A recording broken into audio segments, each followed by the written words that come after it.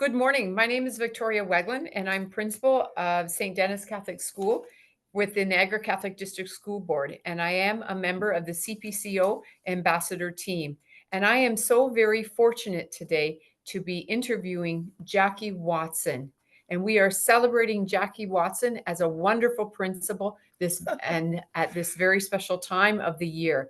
Jackie, I'm going to be asking her a few questions about Black excellence and heritage, and also, we're going to focus on the new face of poverty in schools.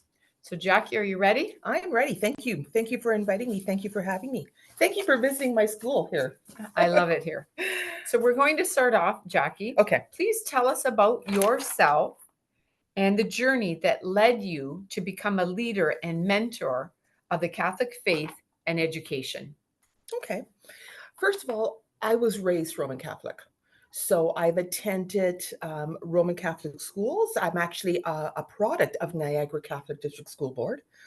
My faith is very important to me. I remember walking to the church with my family on Sunday mornings just down the street from where I'm at right now.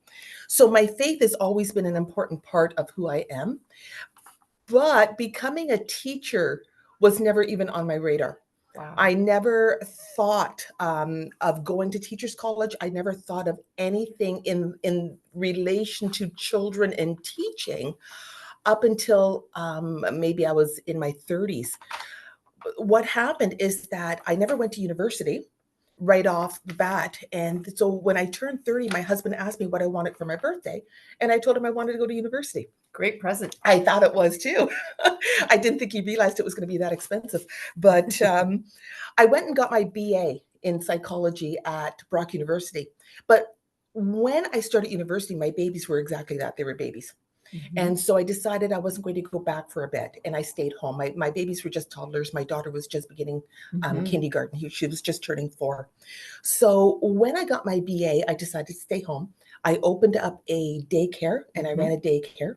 I also volunteered in the community. One of the things I did do was I volunteered with the adult literacy department out of the Y Mhm. and out of the library in downtown Niagara Falls.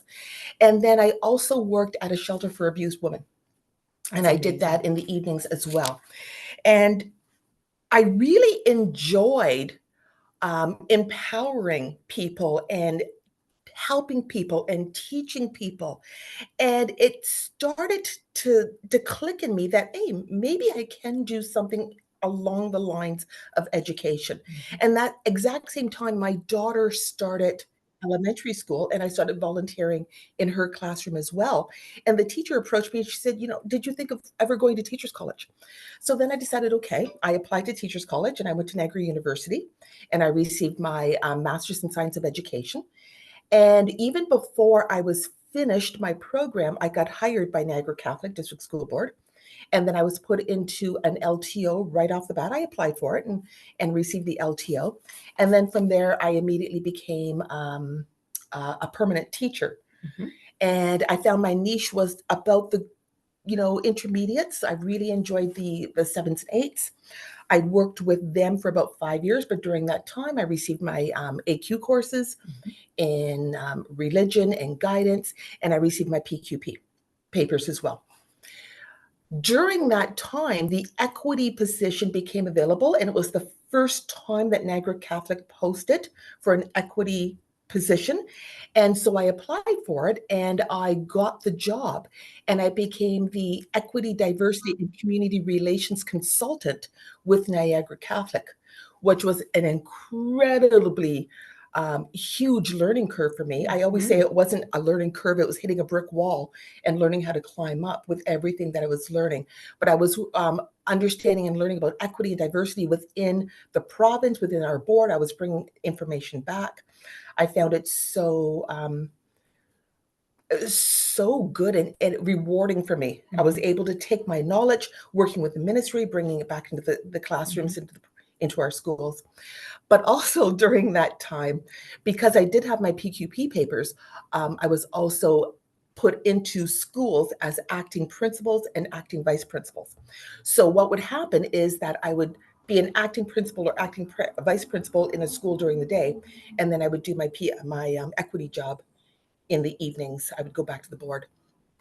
And then 3 years later, the director of education asked me if I wanted a permanent VP ship. And I said yes. And I was a VP for 3 years. And then I became a principal at St. James. And now I'm a principal at St. Nicholas. Wow, Jackie, that's amazing.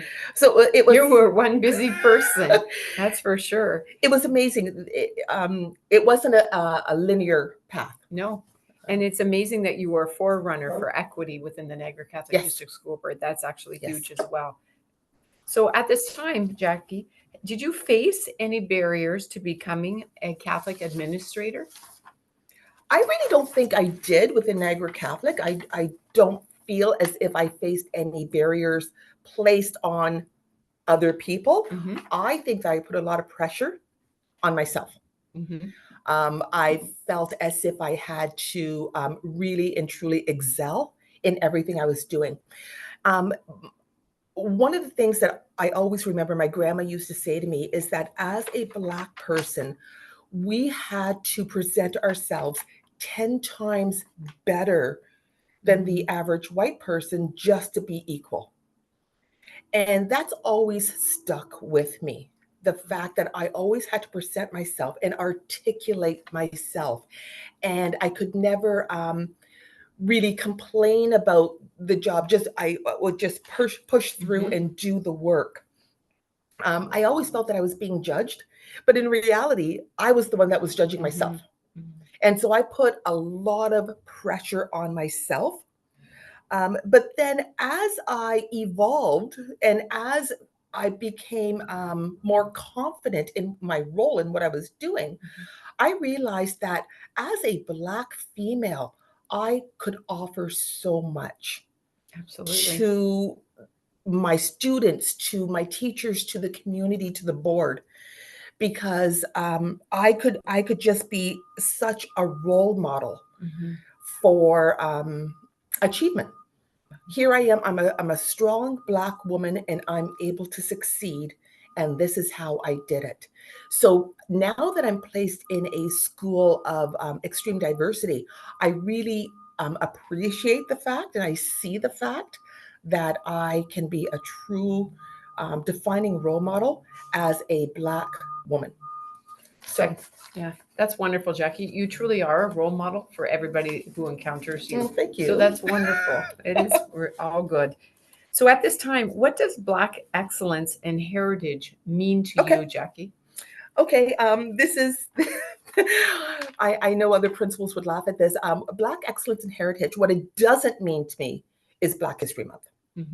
And although I think it's great that the government and the school boards recognize a month dedicated to Black history, by naming it Black history, that's exactly what we're doing. We're always looking at the history and the oppression and the slavery of the Black person. And I also find that at times, by categorizing something as a month, a Black History Month, it also allows people to take a binder off the shelf, dust it off, teach what's inside that binder, and then put it back on the shelf at the end of February. Do your little check mark that, okay, I've taught it, and then we're not going to approach it again. So I really like the title of Black Heritage and Excellence because it allows us to look beyond and to see all the successes and accomplishments that the Black person and the Black heritage and Black people have availed to us in our country and in the world. We need to really take pride in who we are and take pride in our accomplishments. And we need to get beyond looking at, as I said, the oppression and the slavery. We have done so much to aid in the development of our country and our world that looking at Black heritage and looking at the excellent contribution being made by all Black people, it's such a better way to look at that.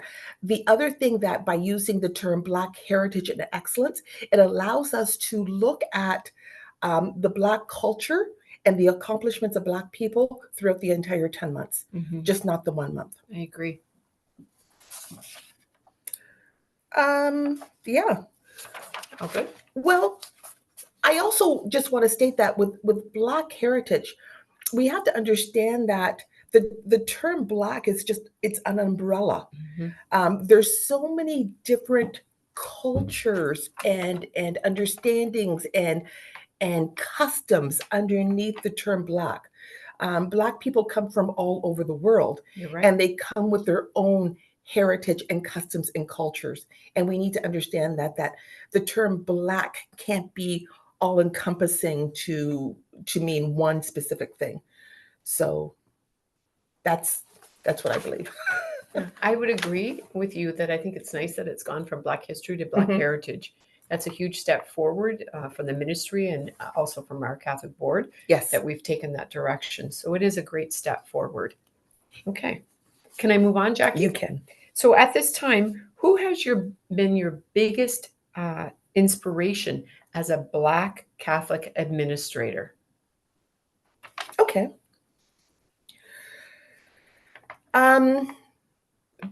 My biggest inspiration, first of all, I have to say I get inspired by so many things. It's just not one thing. I get inspired greatly by the children I teach. I get inspired by articles that I read.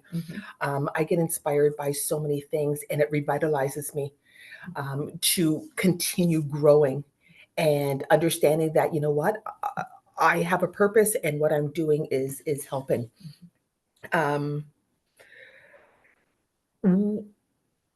One of my inspirations is every year going into my kindergarten class and being here at St. Nicholas Catholic. There's an array of different skin tones and different shades, and everyone's playing with everybody else. There's no sense of I can't play with you because you're darker than me. I can't play with you because you're lighter than me. They don't see the color of the skin. They just want to play with children. And that is inspiring because children aren't born with racism. They aren't born with prejudices.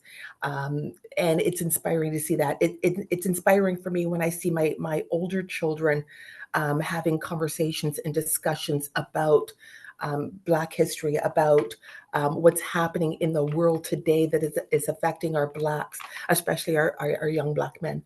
So it's I'm inspired by the fact that our children are willing and wanting to have these conversations. To me, that's very, very inspiring. But I guess if you want to look at one person that I truly do admire, this might sound strange, but Eleanor Roosevelt.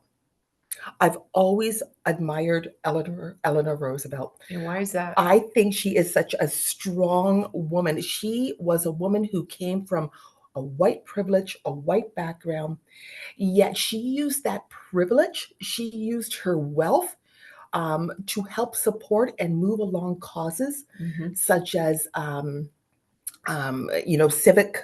civic causes, civil rights, the rights of African Americans, the rights of Asians, the rights of the World War veterans. She used her voice, and she was always trying to be, I guess you could say, a co-conspirator. She wasn't an ally because she understood the need to promote and to accept all people of all races.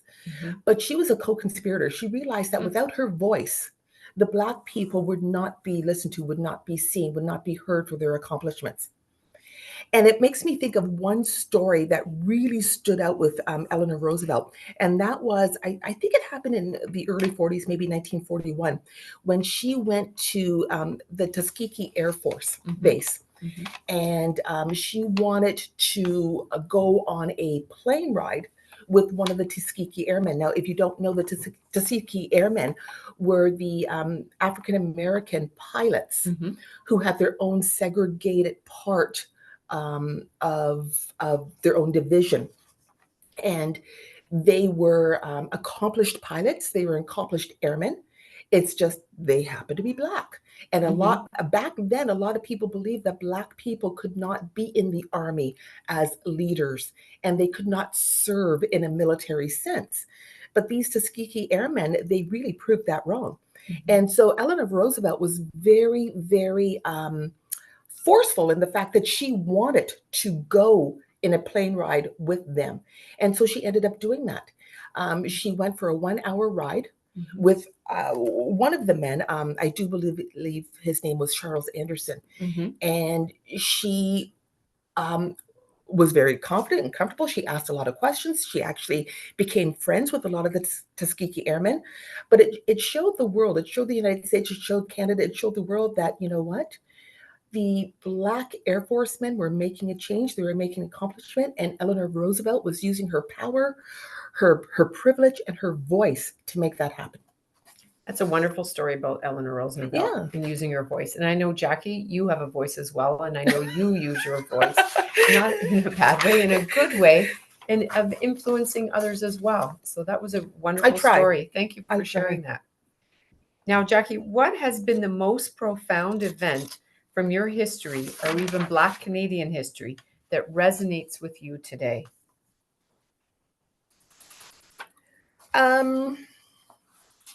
Profound event. You know what? I've experienced racism growing up. Growing up in downtown St. Catharines, I've experienced it. Whether it be direct or overt racism growing up. I've got a few stories I can share with you. I remember walking down Niagara Street one day to go downtown St. Catharines, and a bus was going by, and a little boy had his head out the window, and he shouted the N-word at me. I don't know why. I don't. I mean, I wasn't paying attention, and suddenly this N-word was being hurled at me, and I looked up and I saw the bus going by, and I'm thinking, like, why? What would provoke that child to do that? And I also thought, you know what? When he brought his head back into the bus, what would people think? Now, mind you, this was probably 45 plus years ago. But really, what would people think when he brought his head back into the bus? Like, why was that a necessary, needed word that was being hurled at someone who was just simply walking down the street? Right. I don't know.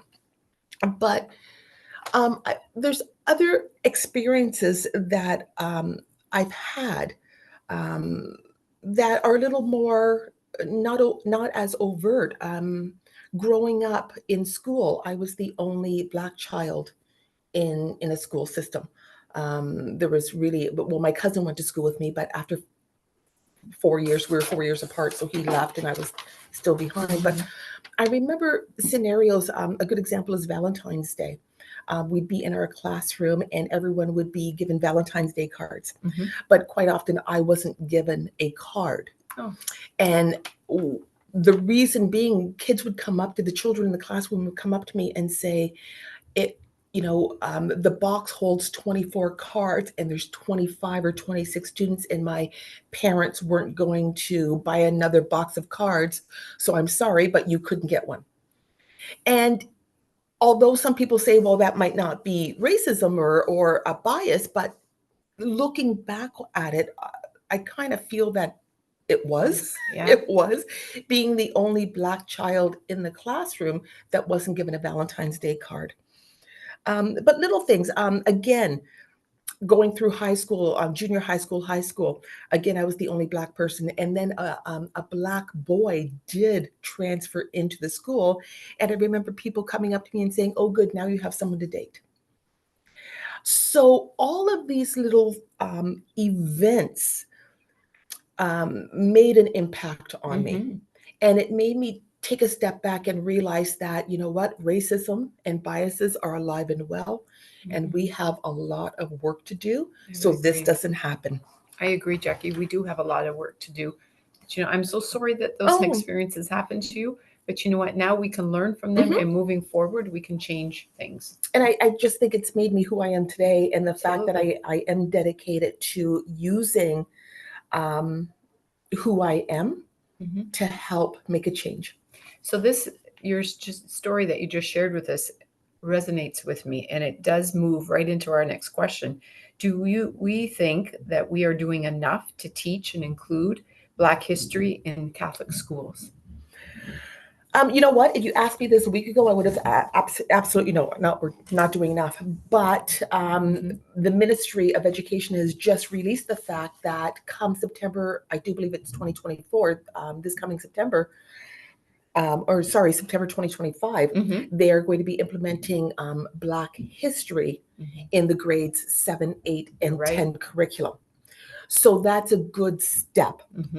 I would like to see what it's going to look like, because again, we're framing it as Black history, and I hope it just doesn't become the struggles and oppression of slavery back many years ago.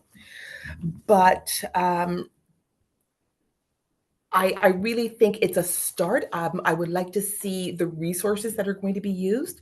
I'm certain that it's going all these resources and the curriculum itself is going to be vetted by stakeholders that have an interest in moving this forward.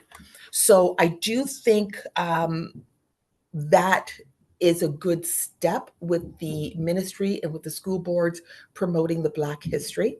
I also hope that Black history unit that's being taught isn't necessarily just taught in February. And so it's a double check mark. Not only are we teaching the curriculum, but we're doing it during Black History Month, so therefore we're done. I hope that it becomes pervasive across the entire 10 months. It is a step in the right direction that the ministry is taking, and we'll just have to wait and see what happens and when it comes out. And hopefully they'll be open to some feedback regarding it. Once we go through it. But also, I also believe that the ministries and OCT itself is doing some things, because we do have the course in anti-Black racism that has, I do believe it came out in 2021, and the professional advisory on the anti-Black racism.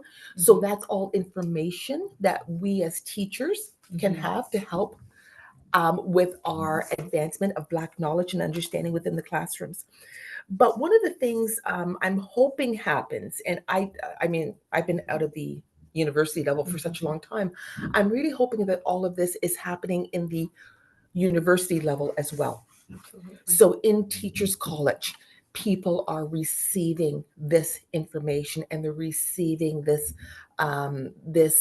programming, so they do have some understanding, so when they go into the school system. You make a very valid point there, that the pre-teaching in the teacher colleges needs to change as well. We just can't expect people to do it after the fact. After they become a teacher, they need to learn this in their education to become a teacher. That's right. Because it really allows people to understand that racism is alive, and it's the reality of our minority people. It is reality that their day-to-day living is not as equal as other people's day-to-day living. They struggle more just for the simple fact that they are Black. Thank you, Jackie. We're going to move on. Okay. As we have other questions to cover. And what do you think an authentic allyship should look like? Okay, well, an authentic allyship, first of all, it should be a lot of listening. A lot of listening, and a lot of listening with an open mind. Trying to understand how other people are feeling. That's the whole basis of allyship, is putting yourself into the shoes of other people and empathetic listening. It's also looking at the biases that happen and understanding that we ourselves, we come with our own biases that are from either the way we've been raised or societal biases, but we do come with our own biases, and we need to understand and reflect upon that as well. And an allyship looks like support. So it's listening, it's the support, it's understanding that the people that we are that are in need our support. But I really I like the term allyship. However, I think we need to go beyond that now. Not only do we need to walk the walk, but we also need to talk the talk. And that's when we go into the co-conspiratorship. Mhm. And exactly what I was talking about with Eleanor Roosevelt is that we need to use our privilege, we need to use our power, we need to use our voice to start making a difference. Mhm. It's okay that we understand and empathize with the plight of the marginalized or with the Black students within schools, but we need to start making physical changes. And that comes from our voice and the co conspiratorship of wanting to make that change and using our privilege and our power to make that change. Oh, that's great, Jackie. You know what? I agree 110%. But moving forward, if you could change or add anything to the present school system to foster greater equity and inclusion, what would it be? Okay. Um, Again, like the allyship, we really need to listen. And Mhm. we need to truly understand that inequities happen in the world, and inequities are happening in our own backyard. We can't close our eyes to the fact. We need to be aware of this. We need to show with our own children within our own schools care, understanding, concern, getting to know them, like sincerity, Mhm. truly getting to know our children and what they need in order to be the best them that they can be, how we Mhm. can help them. It's creating a safe space in our schools, creating a safe space, creating um, basically a safe and a shared space in our schools that people feel that they can be themselves in Mhm. and that they can feel as if they're accepted and loved for who they are. Um, I was saying that we one of the things we really need to do when we do this is that we need to go into the situation understanding that we need to make a positive change. Mhm. And how are we going to go ahead and make that positive change? One of the things I have a lot of stories that I haven't been sharing with you, but I can start. One of the things that we need to understand is something. It could be as simple as our micro biases. We have a lot of our international students coming into our schools. One of the simple things we can do is learn their names, Mhm. learn their proper names, how to say their names properly. That gives them a sense that we care and we love and we are looking at and respecting who they are. I do have a story. I also have international students who live with me. And one of my international students, he was from South Korea. And one of the first things he said to me before school started, he goes, "Okay, I need to change my name. What can my English name be?" And I asked him, like, "Why Wow. would you want to do that?" And he said that people can't pronounce his name. The average Canadian has a hard time pronouncing his name. And although he finds it funny at times, he doesn't think he'd go through an entire year of people mispronouncing his name. And I'm thinking, wow, um, whose fault is that? I mean, Mhm. he shouldn't be changing his name. Right. We should be taking the time and learning how to pronounce his name properly so he feels included in the school system. And so he feels that his thoughts and his concerns and who he is makes a difference. But that's looking from one point. If you want to look at it from the point of the actual school system itself, what can be done? Well, I think at some point in time, the school system has to start looking at equitable distribution of funds instead of equal distribution of funds. And there's a huge difference there.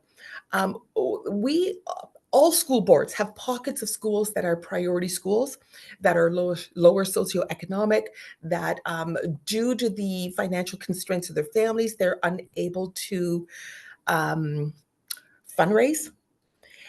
They're unable to bring in the money, or sometimes we don't have families that have the voice to be the quote unquote squeaky wheel to get the things that the school might need in order to succeed.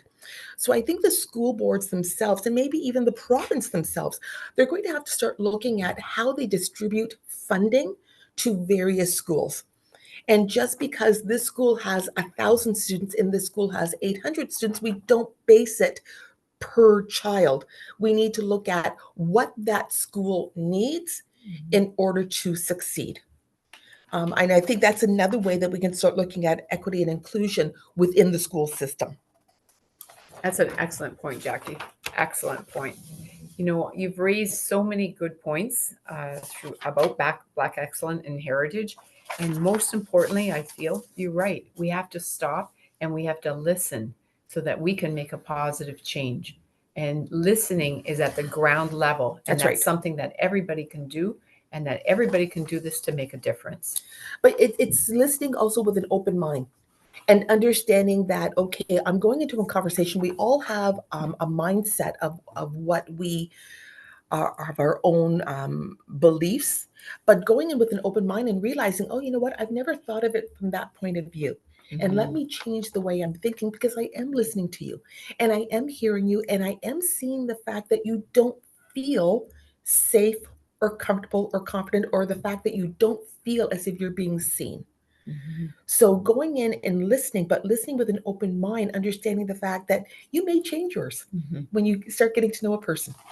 Absolutely. And I think that does happen. If you look into the eyes of a child and you sit there and you listen to them, then you know what? You realize that you can help them.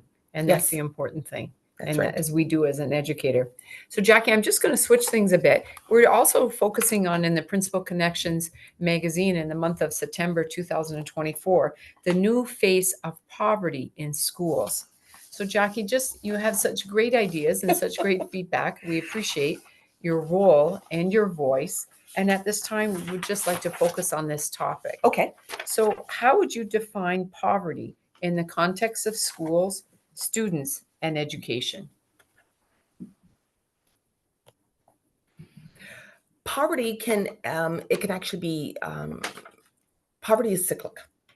Okay, so resources, opportunities, experiences, all of these aspects define poverty.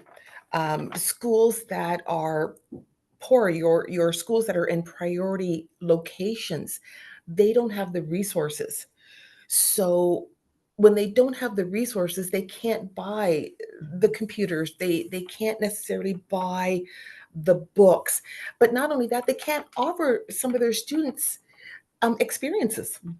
The educational trips, for whatever reason, usually due to lack of funding, hence poverty, they can't take the children to all these wonderful experiences that enrich their knowledge and understanding of the world they live in.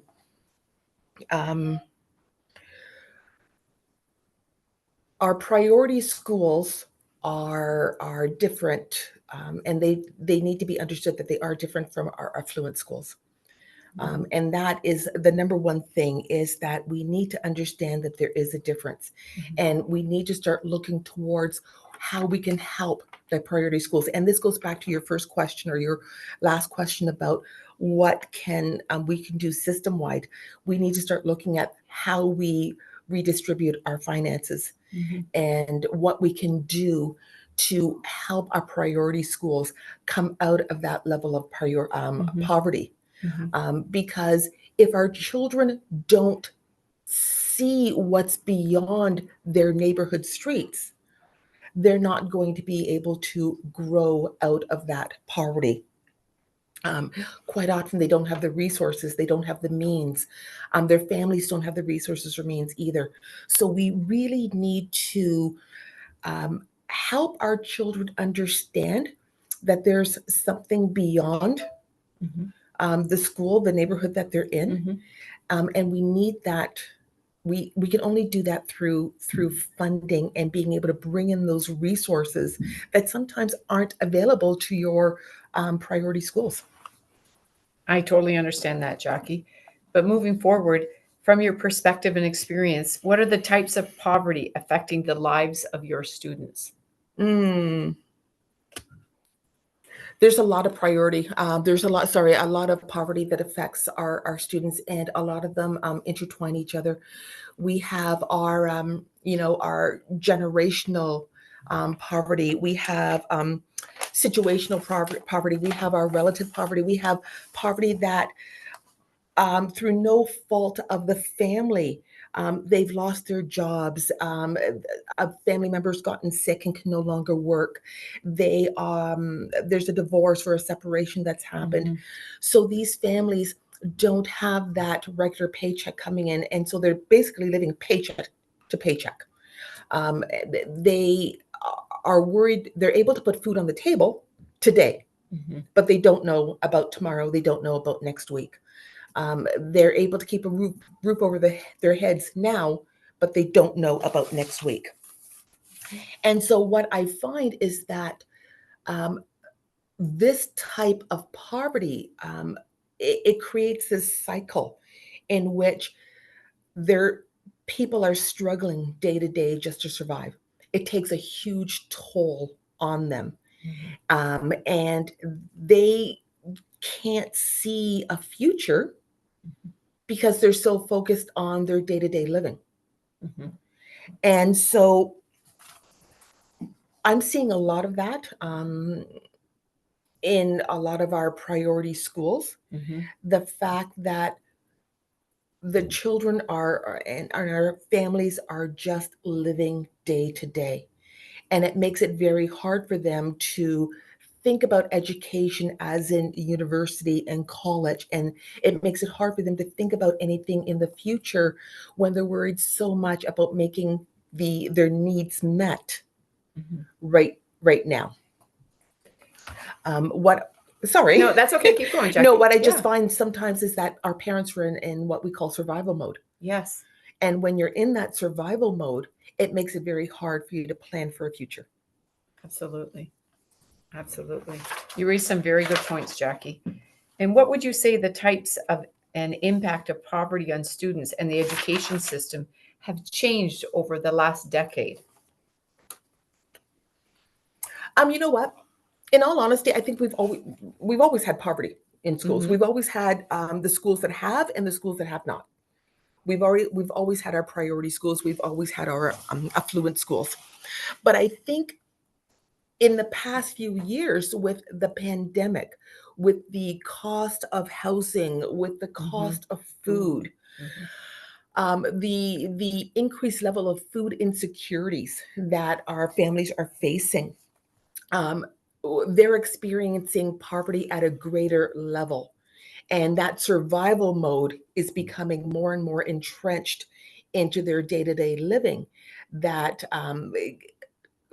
building themselves out of it and stepping out of it becomes more and more difficult. Um, I also think that poverty within our educational system, sometimes our priority schools, the children can't access what's needed for them in order to succeed. The wait lists for speech, OT, PT, a lot of the resources that are children that have been identified as needing extra support, Mm-hmm. they go onto these wait lists that are 2 and 3 years long in the making. And so they're not getting exactly what they need when they need it. Mm-hmm. We're trying to help them as much as we can, but it's a far cry from your more affluent neighborhoods where families have benefits and they might have extra money and they have the ability and resources to be able to jump ahead of the line, more or less. Mm-hmm. They don't need to go onto the school wait list. They can go out to the outside organizations and they can get private supports for their children. So basically, the school system has to act as a triage while those students are waiting for these supports to be put in place. And when we triage, that word alone, it causes exhaustion, Mm-hmm. because you're constantly trying to do the best for people with limited resources Mm-hmm. and with limited availability, and that just puts everyone. It just makes everyone exhausted. Mhm. It does. And it's not helping the children out to the best of their abilities to help them out to be the best that they can be. So, Jackie, just moving on, what is the impact of poverty on learning, health, and mental health? Okay. As I said before, poverty takes a. Yeah. Oh, That's it. sorry. Yep. We're moving away. Living in poverty takes a toll on everybody. Mm-hmm. It does. really does. When a children's, I'm pushing you out of the way now. It's okay. Children, they see the difference. They see that they don't have. They see that other children have things that they can't even ask their parents for because their parents just don't have the funding, and they don't want to ask their parents for because they don't want to add more stress and strain onto the family dynamics. So children, mentally, they come up with the fact that they themselves aren't worthy of this. They don't think that they're worthy. They don't think that they have the right to have, and so it puts a lot of stress and strain on them, because it comes up. There's this dichotomy between, like I said before, the haves and the have-nots, and our children just they put their own self-imposed ideas on themselves that I'm not worthy enough to have this. I'm not worthy enough to have that. And then that follows through with them.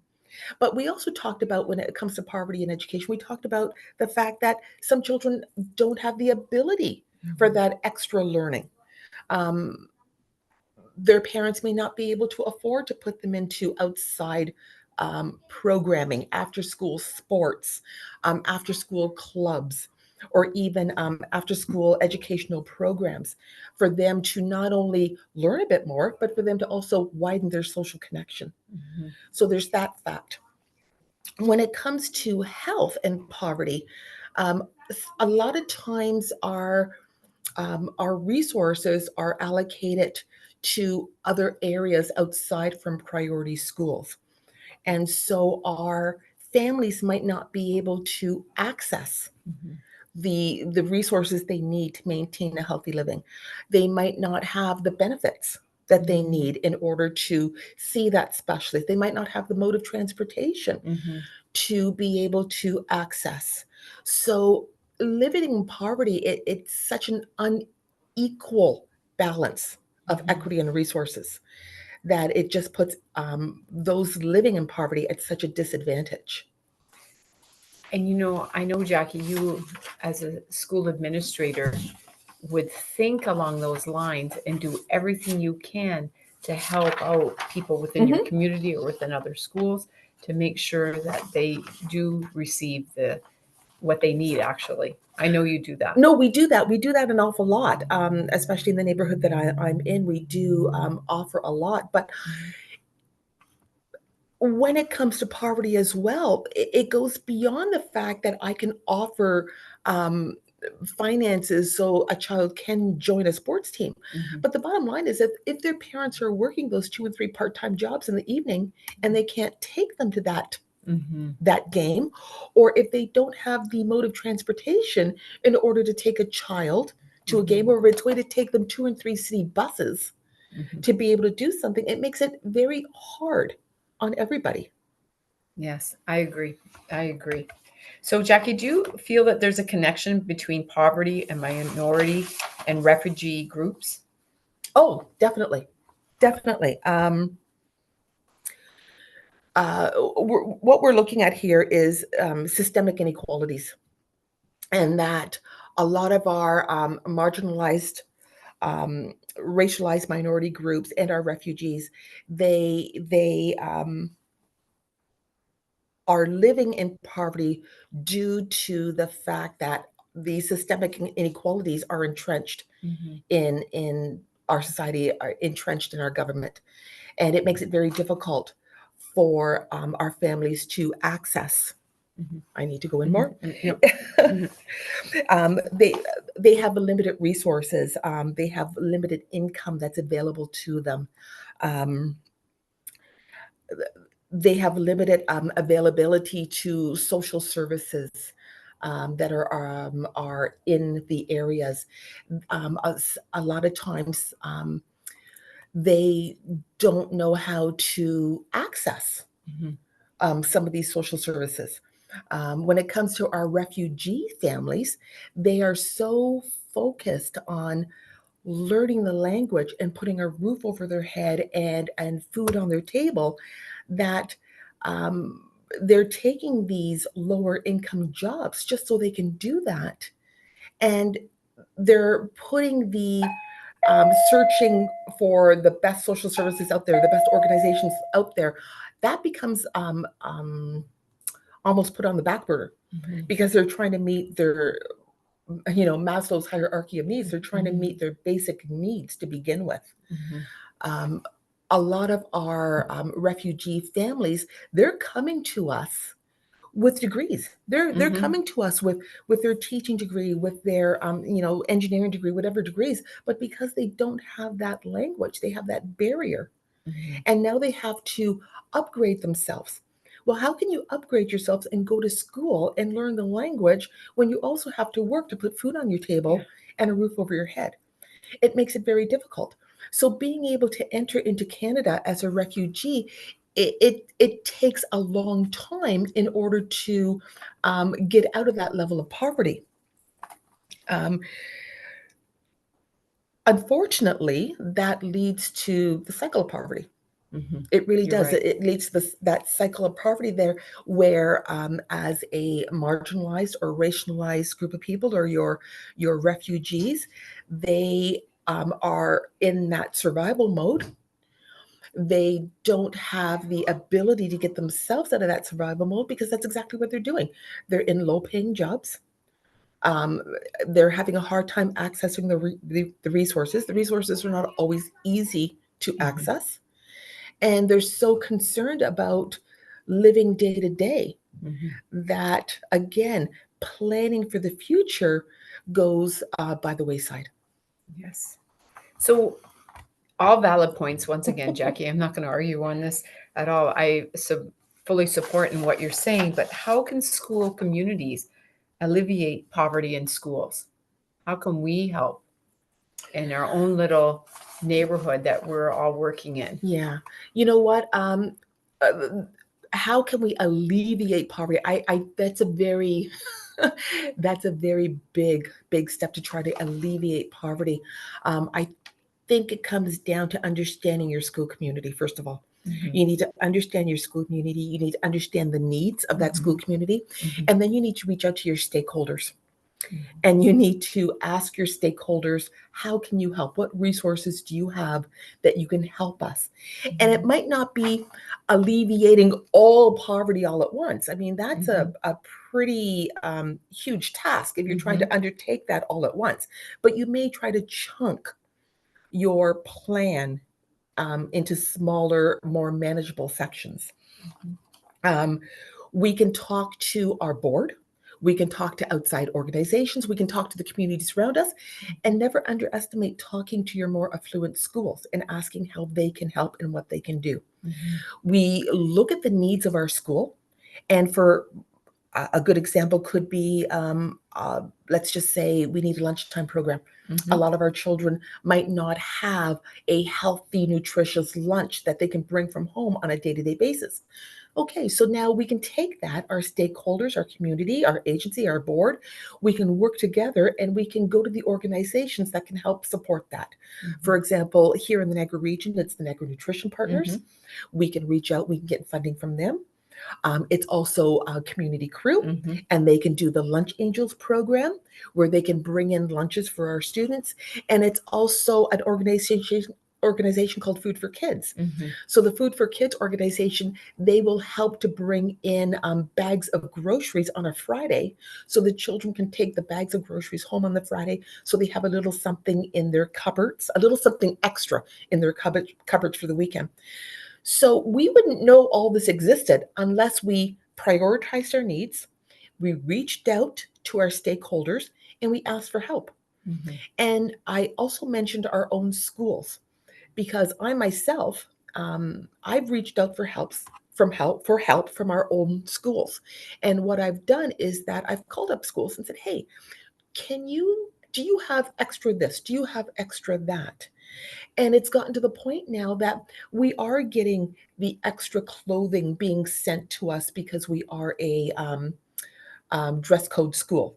Mhm. So we are getting the extra clothing. I had a school call me up and say, "Okay, we're having a fundraising at Christmas time. What do you need?" Mhm. And I said, "Okay, well, I need winter boots. I need, proper mitts and gloves," so that they were able to target their fundraising and focus their fundraising towards that. And then we received the benefit of it. So, um, how can we help? We really need to start talking to each other.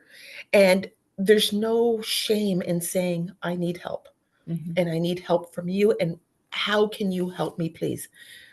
And that's one way that we can start helping to alleviate poverty. And if we chunk away at it Mhm. year after year after year, we can make a huge progress, a huge gain. I think, Jackie, what you said really resonates with me because all the school administrators work so hard to assist their families. Yes. And all those wonderful programs that we do have here within the Niagara region, I'm sure other school communities have these agencies within their areas That's as right. well that can help. But really, if we can help one family at a time Mhm. make a difference, That's right. that's what we're here for. And that's exactly what we do with when we reach out. Everybody has a financial limit. Mhm. It's not like you can go to Niagara Nutrition Partner and they will give you oodles of money. Everyone has a limit, and we need to learn how to work within those means. And that's why we need to prioritize our goals and what we want to do. But again, never underestimate going and asking your Mhm. neighborhood Mhm. organizations and communities and companies and businesses what they can do to help us. Jackie, you don't seem to be somebody who's not afraid to ask. I'll ask. And I commend you on that. I commend you on that.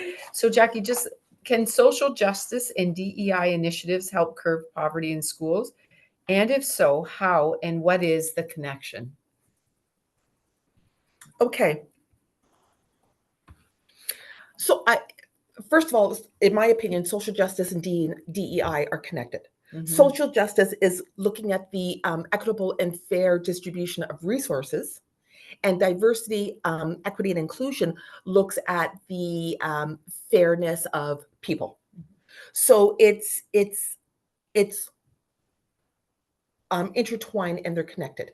So what we're trying to do is we're looking at how we can use our resources Mhm. in an equitable and fair way for all people Mhm. so that they can succeed. Um,